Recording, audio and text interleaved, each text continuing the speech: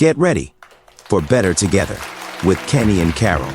Good morning, Miss Carol. How are you? I'm doing good. Good morning. Good morning, you. Welcome to this thing that we're calling Better Together. Yeah, we're the husband and wife tag team that we take the time to share our conversations, Miss Carol. Yeah, we like talking about what we do, and we call this thing Better Together. And we changed up the intro music this morning. Did you like that? I did like it. It's very smooth. Yeah, it's called Upbeat Radio by a group called Sky Records. And we get our tunes just in case anybody's interested. We get them from a download called Tune Tank. And so check them out. Free, royalty-free downloads. Check them out when you get a chance. We kind of like that music. But we're here in our home studio, as we like to call it, coming from the big city of Salem, Georgia. And I'm hanging out with my best friend. Good morning again. Good morning. Good morning. So what you sipping on over there? I am actually sipping on some Dunkin' this morning. You know, America runs on Dunkin'. Yes, so do I. Does. Yes, it does. We're coffee connoisseurs for our audience. Wherever we go, we try to pick up a fresh brew of whatever. So yeah, today is Dunkin' for you, and I'm just doing some regular. I don't even know what it is, but it is really good. It's from my Breville. From your private stock. My private stock, and it's really good. Hey, you know, in our last show we recorded, it's been a minute, right? Yep. Yeah, we talked about our top 20 list of things that we do. And we compared those. I enjoyed that. How did you enjoy it? It was fun. You know, we actually had 11 things in common. Oh, really? Watching movies, reading, family vacations, hanging out with nonprofits. Oh. Lots of things we like doing together. You know, and if the takeaway, which we didn't say it in the podcast, but the takeaway would be do the exercise, and there should definitely be some things that you enjoy doing together as a couple, right? Right, at least a couple. It needs to be. So out of 20, we had 11, so I'm good with that. What about you? Yeah, I'm good with that. I had said 5, so 11 is much better. Hey, we doubled your number. Yeah. Hey, we just returned from a conference in Nashville, Tennessee, the American Association of Christian Counselors, networking with over 7,000 people in the space of mental health well-being. First of all, Miss Carol, I was blown away by the city of Nashville. You know, we had never been to Nashville before.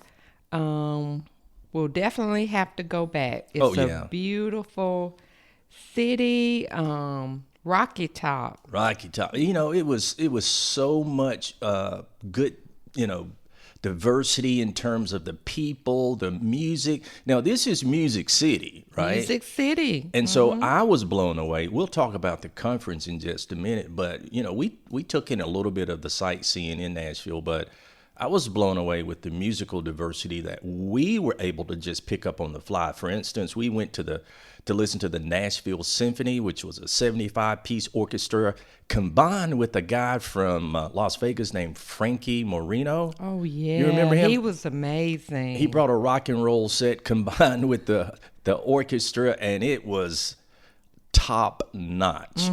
Highly recommend it. It was wonderful. And then we mixed it up, went over to the Grand Ole Opry on the Friday night. We did. And got some good old-fashioned yodeling. That's it. Sister Sadie, and they came in with some strings, right? Yes, with all sorts of string, the mandolin and all other instruments. And so they took it to the next level. So when I say we got a musical rendition or a mix of different music, that's what we got in Music City. So I really enjoyed that.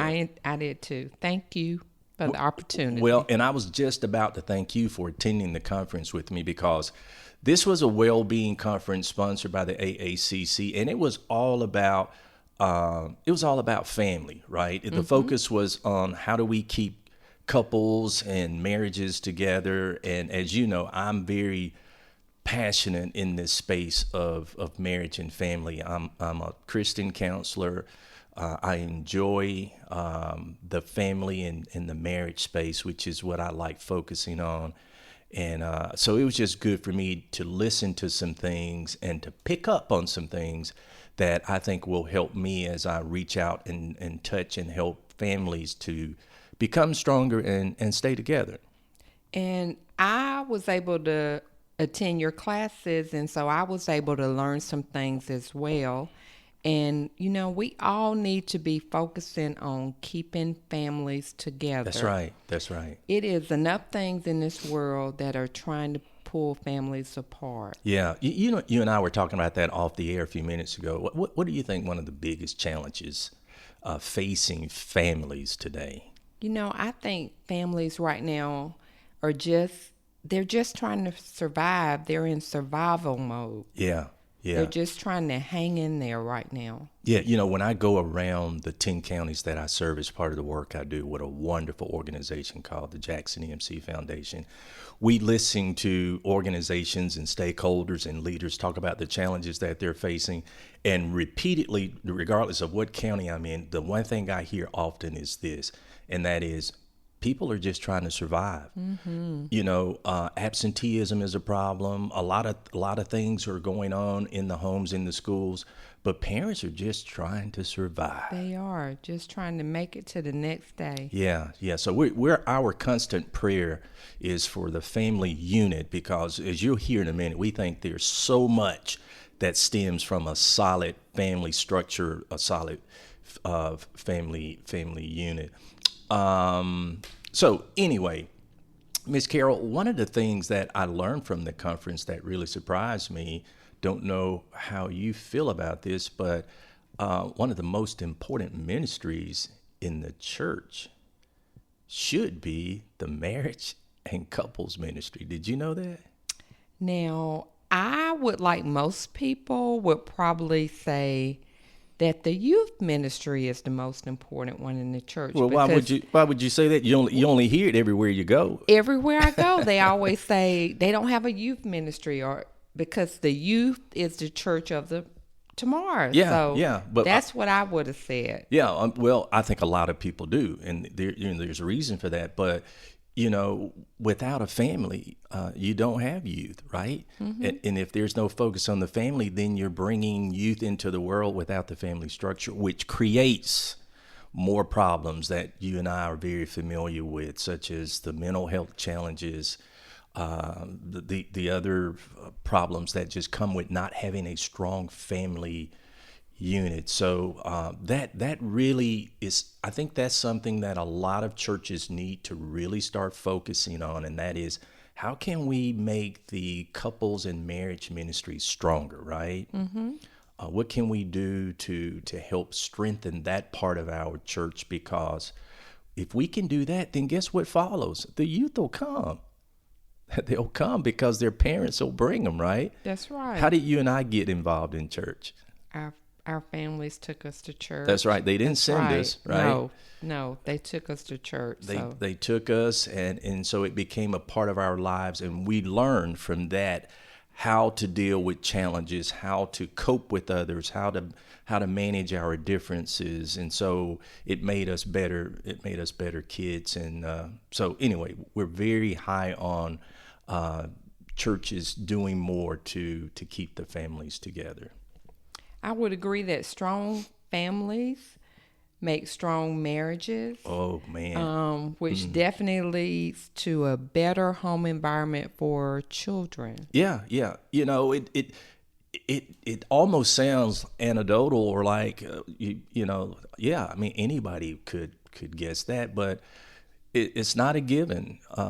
1/3 of over almost half of the marriages today are remarriages, and those remarriages are creating more blended families. And so there just needs to be more focus on what can we do to start out the gate right.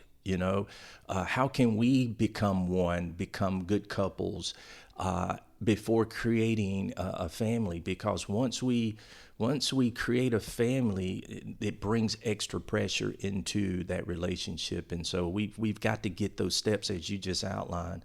We've got to get the steps right in order to help, in order to go upstream and fix some of the well-being challenges that we see day in and day out in our communities, right? Right.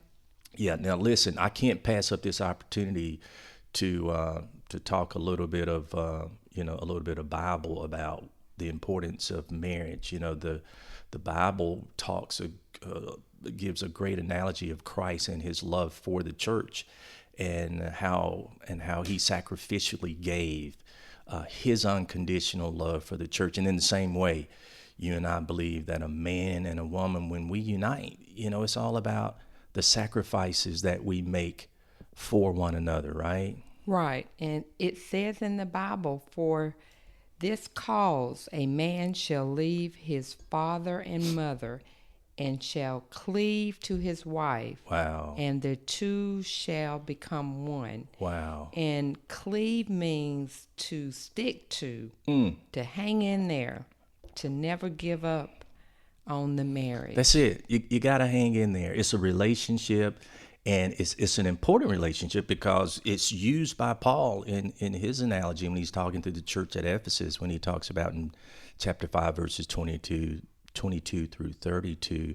And he uses the union of Christ in the church to explain the divine mystery of marriage, instructing the husband to love the wife just as Christ loved the church, giving up himself for her to make her holy and glorious. And so it's a special relationship, Miss Carol.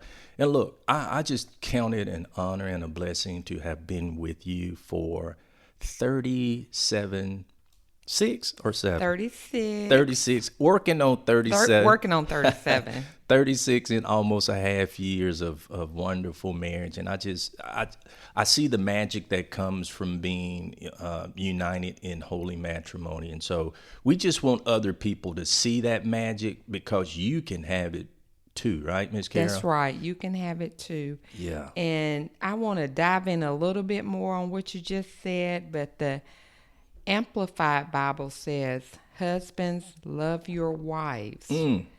Seek the highest good for her and surround her with a caring, unselfish love. Oh, man. Go ahead and finish that. And that's what I have felt for the last 36 years from you. Wow. Listen, Miss Carol, the word tells us that the woman was taken from the rib, or in other words, from the side of man. She wasn't taken from the foot, from the back. You know what I mean? Mm-hmm. And so we're in this journey together. You're not in front of me. I'm not in front of you. We're working together. Hence the topic, better together. And so we just, what we do as a team, because we believe we can do our absolute best when we stay with one accord, stay on the same page, and we're making decisions about life and doing this thing called life together. So our prayer is for more organization in churches, again, to focus on building and supporting stronger marriages and marriage ministries to help keep families together, and use that as the basis for growing churches in the 21st century. Not all of this other stuff that we see happening, but the most important ministry in your church needs to be couples, marriage, and family. Amen? Amen. And that's why I loved attending Spark, which is a marriage couple conference, focusing on strong, healthy relationships between a husband and wife. We used to have couples retreats here locally, and there's been a couple. We've got to get back into some local couple retreats, because listen, our first misunderstanding about couples retreat was you go to those when you're having problems, right?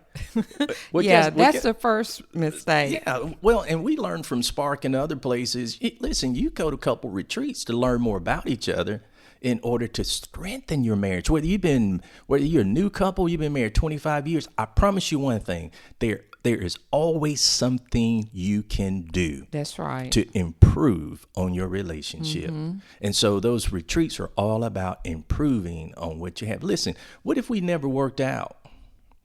What if we'd be unhealthy? We'd be unhealthy. What if we'll just suffice with the muscle mass that we have or the cardiovascular strength that we have? That wouldn't hold up too long. So a marriage is an investment in that regard. It's an investment. You got to pour into it. That's right. That's right. Investment. Now listen, the audience probably thinks that we've forgotten about the topic, which is core values, but I promise you this all ties in because core values are very important to the mindset of couples in terms of where you're going and how you get there, Ms. Carol. Yes, core values are important. To me, it's a belief, it's a quality that someone possesses. Yeah, excuse me there. I was getting a sip of this good coffee over here. Yeah, it's what drives us. It's what drives it. I call them the non-negotiable things in life. As we, as we move through life, we embrace all of the things that come our way. But one thing about it, we're not going to negotiate on our core values, right? No, we're not. There are a lot of things that are negotiable, but sometimes you'll say, well, they have to have that quality. Yeah. I'm looking for that quality in a mate or a person, and if they don't have that, then you'll move on. You have to. You can't negotiate when it comes to your core values, whether you're a family, whether you're a company. You can have your own faith when you work for a company, but guess what? You can't have your own values. You've got to embrace the values of that company because that's a part of their DNA. Just a while back, we conducted a little at-home exercise, I like to call it. I call it the Lumpkin Family Core Values. You remember that, Ms. Carol? I do remember that. Yeah, we all kind of got together and we asked everybody to jot down 3 or 4 words that kind of reflect what you believe to be an important value growing up in our home, right?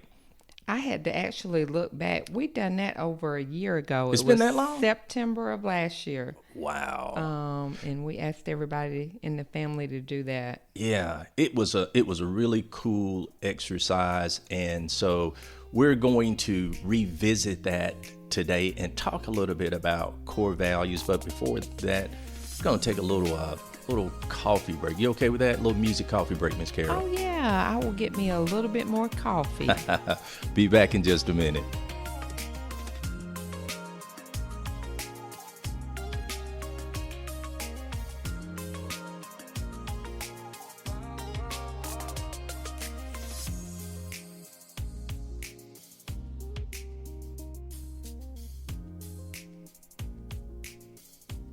Yeah, a little bit of music break there from a song called Break Under the Sun by Rainbow Music. Still music taken from Tune Tank.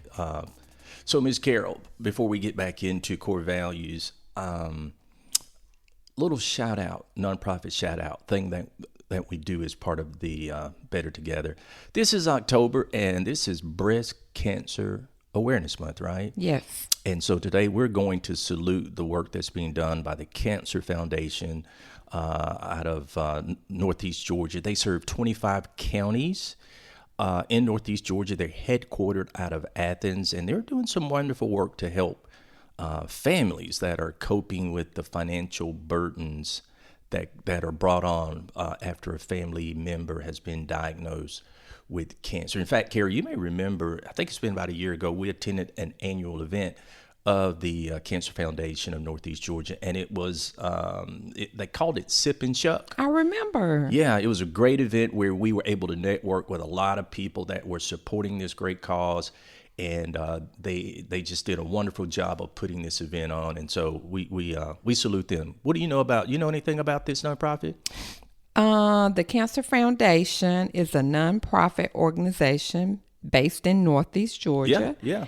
And they provide financial and nutritional assistance for basic needs such as housing, utilities, transportation, food for cancer patients living in the 25 county service areas. Yeah, we don't think about those things you just rattled off, but once a family member has been diagnosed with cancer, there's a lot more that comes with it in terms of cost beyond the cost to treat the actual ailment, right? Yes. And I'm excited to see on here that they do offer assistance with co-pays. Yeah. fuel, mortgages, power bills, medication. We don't think about those, right? Yeah. We just think, oh, we got the extra cost from cancer. Well, guess what?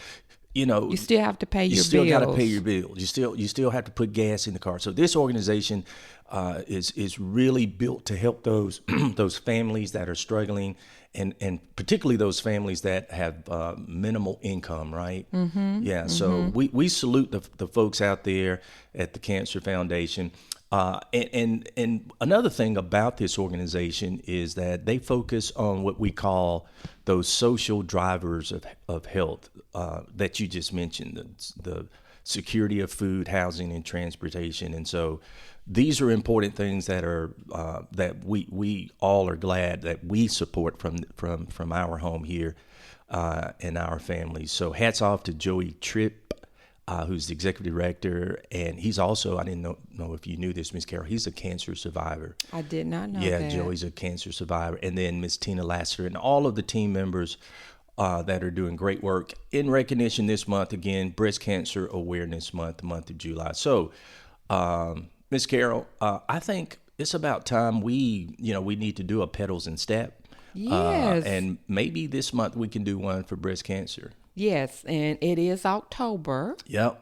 So yes, we will get out our bikes or put our walking shoes on, and we're gonna do something for Breast Cancer Awareness Month. Yeah, for sure, no doubt about it. So I just I gave you a copy of the Lumpkin Family Core Values. You can see the logo, and for the audience, it is the same image that's associated with this podcast. Take a look at that.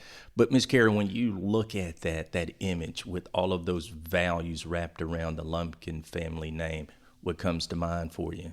Well, what jumps off the page immediately is love. Yeah. Love.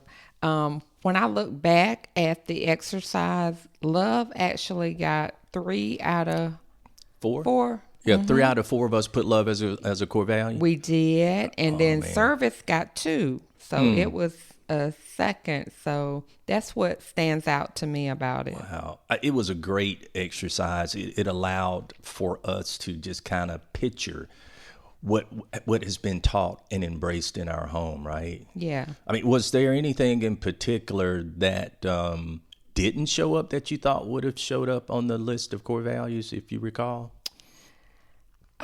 Nothing in particular? Nothing in particular. No surprises. Yeah. But tenacity. That's really, a tongue twister. Tenacity. It really hit home because it means stubborn persistence and unwillingness to give up. Oh man! So can you picture that stubborn persistence? Miss Carol, you going off script a little bit here now. You talking about my loved ones.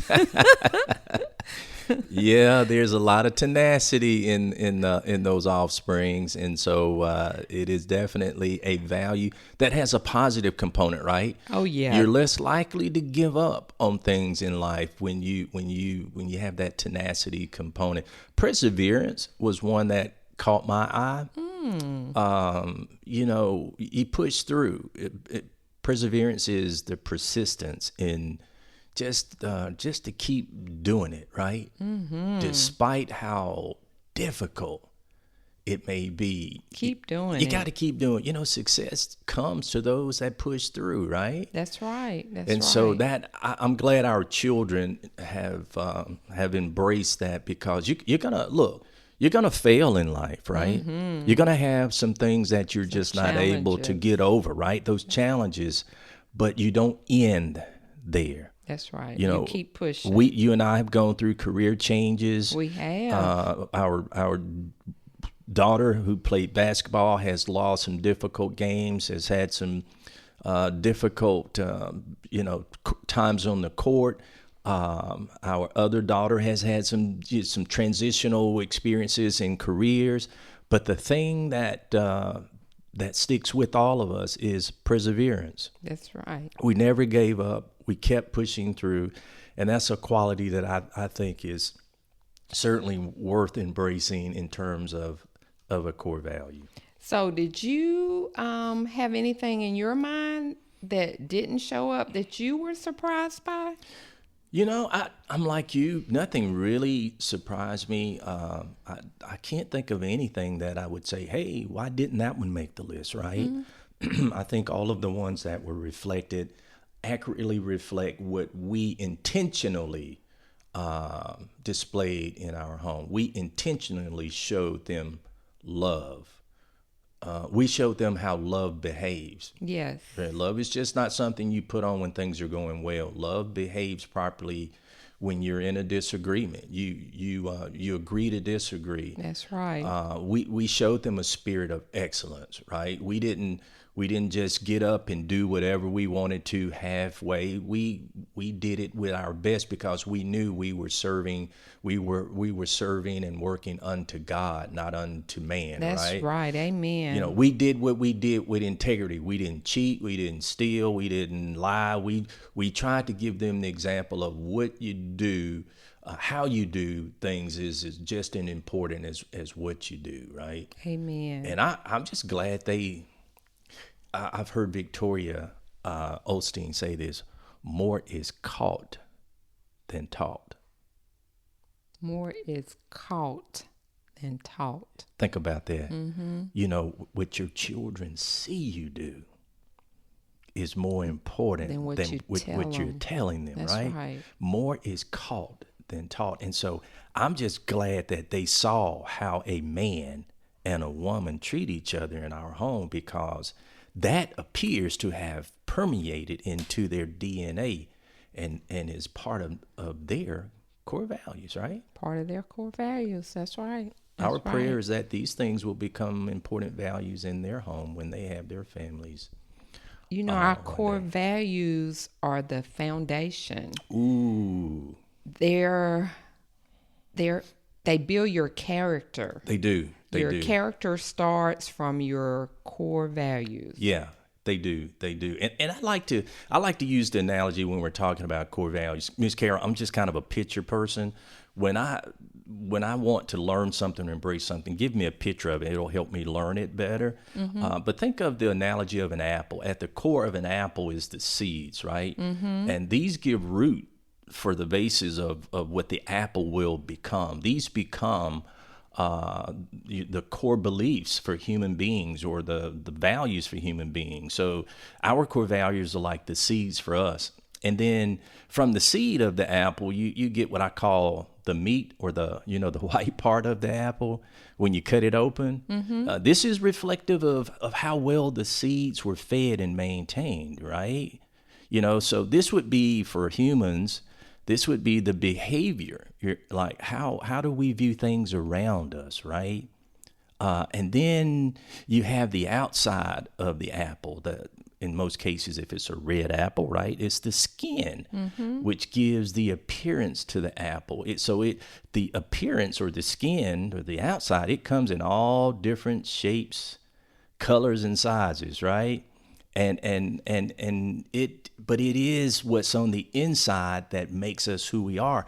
But it's on the outside that kind of reflects what we feel on the inside. So the skin becomes our attitudes as human beings, right? That's right. That's right. And have you heard people say the comment, they're beautiful on the outside, but also beautiful on the inside? On the inside, yeah. So your attitudes, how you talk to people, that's right, reflects what's on the inside, right? That's right. Are you mean and nasty on the outside? Because probably at the core, here we go, back to the apple. At the core, you're probably mean and nasty, right? That's who you really are. That's who you really are. So at the core. So we have to be careful to make sure that the outside is congruent with the inside. We're talking about core values here. We are talking about We're core talking values. about how these are important in terms of who you are and how it projects an image to the people that you're in relationship with on a daily basis. Because when I think about being a Christian, my core values supports my faith. They kind of go hand in hand. It really should, and that's why I said earlier, you can't, you can't have your own core values when you're working for a company that's built on values of integrity and honesty. You've got to embrace those things. But you can come from a different faith background, right? Mm-hmm. We all don't have the same faith. No. So, but you can still, at the core of who you are, embrace those humanistic values of just being a good person. And that's what I think we've got to become more cognizant of in the world today. And that is, it is those things on the outside that divide us, that separate us, those differences like race, political associations, socioeconomic differences, geography. But at the core of who we are as human beings, right? Mm-hmm. You find those values of love and care and concern for one another. And so just because we're different on the outside doesn't mean that we throw each other away and that we have nothing in common on the inside, Ms. Carol. Love should be totally blind. Should be. Not just colorblind. Yeah. We should be able to have differences on all fronts, but we should still be able to love each other and care for each other. That's it. And help our brothers and sisters when in need, regardless of what the background situation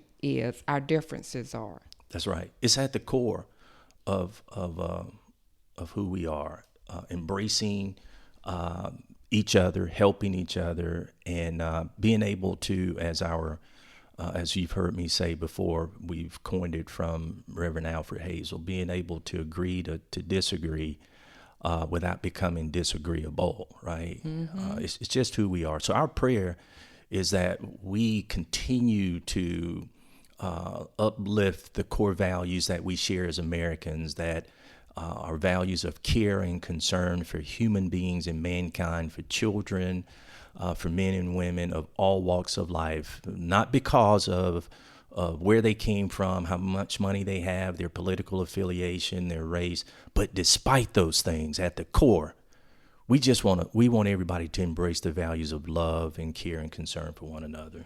Yes, amen. Amen.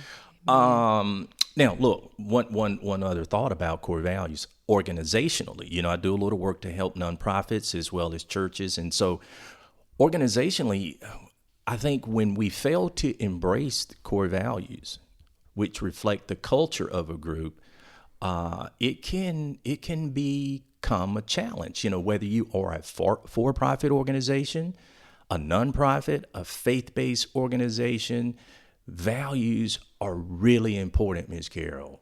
Leaders have to embrace the values of an organization. So oftentimes you'll see when a new leader comes into an environment, they will start to introduce new policies and procedures. Do you sound familiar? That sounds familiar. Yeah, strategic plans, initiatives. Mm-hmm. This is what we're going to do, a 50-point plan. We're going to institute this new idea. But they do all of that, and then it doesn't work. Doesn't work. It fails. It doesn't adopt. The people don't get on board. And then everybody starts scratching their heads in disbelief, and they can't understand why it didn't happen. Well, let me tell you why it didn't happen. It's because you didn't embrace the values. It's because you didn't look at the people and understand who they were at the core of who they are. And as Peter Drucker would say in one of my favorite quotes, he says, it is values or culture eats strategy for breakfast. Right? Mm-hmm. If your plan doesn't embrace the culture or the values of an organization or a company, then you're scheduled to fail. So back to core values, the importance of them. They're very important. Mm-hmm. They're non-negotiable. You've got to address those as part of any meaningful walk when you're relating to people, and as well as when you're building a cohesive, intentionally meaningful family structure. You've got to embrace the core values, Ms. Carol. Got to. Oh, man. I've enjoyed this discussion about core values. How about you? I have enjoyed it.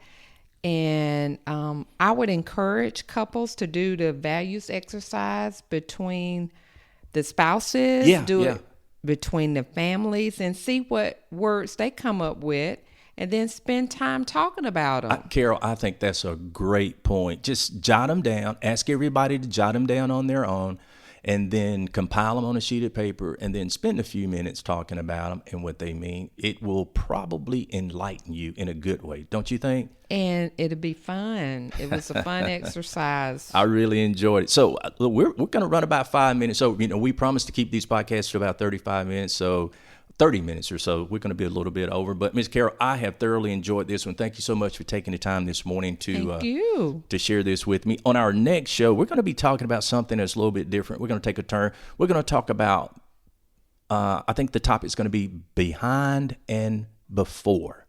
We're going to talk about things in life that you need to put behind you, and then things in life that you need to put before you, or as you look ahead as a couple. That sounds like that's going to be an interesting one. I can't wait. Yeah, so it'll involve compiling a list. So we'll kind of do that in between. Have another exercise that we'll be able to share with the audience. So thank you so much again. I am Kenny. And I'm Carol. And together we are Better Together.